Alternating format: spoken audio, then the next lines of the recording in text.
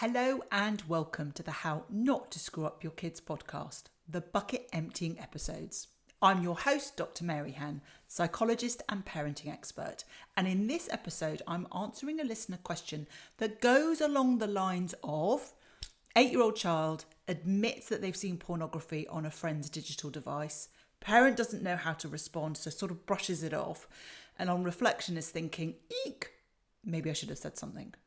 Now, this is a really relevant question, I think, for so many, because the idea of our children, our 8-year-olds, or our young children watching pornography often fills us with a huge amount of dread. And so it's one of those things that we don't really know how to react. And probably if we could put off the conversation, we typically would. And that really isn't the best way to go about it. So I say this with love. For this particular listener, is that you need to go back and have that conversation. So let's just get a bit of context before I go into what I think you ought to be doing and the reasoning why. The data shows that 50% of children will have viewed pornography online before they leave primary school. So just take a moment to digest that. Half of children before the age of 11 will have seen pornography online. Now, they may not necessarily have actively sought it out, or they may have done, but however that they kind of come about to viewing it, they are going to have viewed it. And so as parents, if we don't have those conversations with them, if we don't speak to them, and in ideal perspective is speak to them in anticipation of when, it's not if, it's going to be a matter of when our children see pornography online. It's really crucial to do that, because otherwise what happens is we've got really young children who are ill-equipped for what they might see. So that's kind of the context and the reason why I think it's really important that we have those conversations. So if I answer the specific question, and then I'm just going to broaden it a little bit.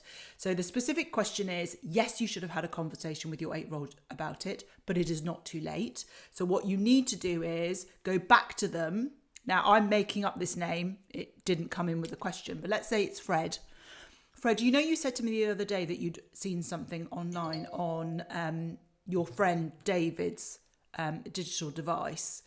And at the time, I didn't really kind of respond to it, but I think it's really important that we have a bit of a conversation around it. And then you're going back to it around what you want to kind of do is you want to normalize the idea that they are going to see imagery online, but so that's about as much of the normalizing that you want to do, because the reality is the pornography that our children are going to be viewing online, and actually just online pornography in itself, is that it is often non-consensual, it is often violent, and it is often, I'm sorry to say, anal. So this is I'm not trying to kind of be shocking, but I'm trying to be honest with you. So if you can imagine an 8-year-old and how they're processing that information and what they're then using that knowledge of that information, that's kind of forming their basis and their knowledge of what sex is. And clearly it is not that. So it's really important that you go back and have that conversation with your 8-year-old, that you ask them about what they've seen, how they feel about it, and then talk much more from the framing of what consensual sex actually is. It's something that is pleasurable between two people who have made a conscious decision that they are going to engage in this sexual act, and what that looks like. So that's kind of the broad framing, but I want to sort of dig deeper a little bit with some of this, because what's kind of important that we're trying to do is we're trying to equip our children. Remember, we're always working with the end in mind. We're trying to prepare them to be resilient adults, to understand the nature of sex, the nature of relationships, as and when sex then takes place. And so this notion that as parents of having the big conversation, I don't know if you had it. I never had that big conversation with my parents. My mother never had that kind of conversation. What I found out about sex, periods, and all the rest of it actually came from my friends, because what often happens is as parents, we find that whole subject matter a bit icky. we find we're a bit embarrassed about it, we're a bit shameful with it.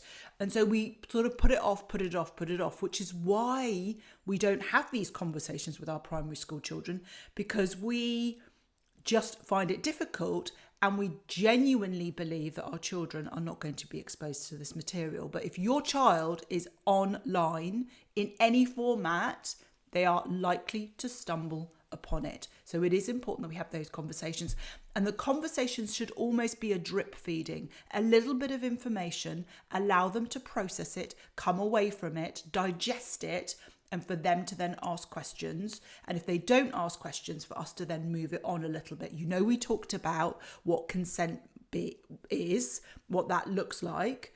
Have you thought about it? Have you got any questions? What that means in practice is, whilst we talked about it in sex, what consent also means is when I tickle you and you say stop tickling, consent means that I have to honour your wish for me to stop, and I stop.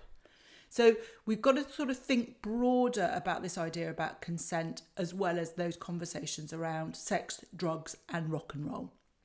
So that's the first thing, is that we need to make sure that we have these conversations, and that we don't make them these big sit down conversations, but much more a natural part of conversation, things that we just talk about ordinarily and normally, because sex is a natural, normal, pleasurable, enjoyable thing that is part of the kind of human experience. We want our children to understand that it's perfectly normal, but there are certain things that we want to make sure that they understand before they begin to engage in that. And also we want to make sure that they understand that should they view pornography online, that it's okay for them to maybe find that particularly pleasurable. And that, again, because that's a normal thing, that isn't something they should be ashamed or embarrassed about, but that they can also come and ask us questions. They can talk to us about it, any kind of questions that they have about that. The last thing we want is for a child to be in a room, in a bedroom, having viewed something that they feel embarrassed and ashamed about, feeling physical sensations in their body which they think are wrong. And what then happens is they internalize it, they keep it to themselves, and then they don't discuss it. So we've got to kind of make sure that we normalize that. Now, how do we tackle that when we genuinely feel icky about it, when we genuinely don't really quite know where to start with it? And it's awkward. So I think the first thing to do, if nothing else, is just to acknowledge that it feels a bit of an awkward, icky, difficult subject to start. And if you're in a fortunate position that you are co-parenting, and you're living together and you're co-parenting from that perspective amicably, then practice having beginning that conversation. Quite often it's just those first words about how we kind of have those conversations. Practice it with each other. Beginning to start that. Play to your strengths between the two of you as to whether one of you feels more confident to kind of begin that discussion and set the scene, and maybe the other one is then happy to kind of take the questions that your child might then have and then take that through. Or it may be that you kind of do a slight tag team. But it's really important to get over our ickiness, so that when we have that conversation, it's not about us having a polished, clear, scripted conversation, but it's just that we don't fall over ourselves and then back ourselves away from having that conversation each time, because we just can't kind of initiate it, and we feel really, we find that difficult.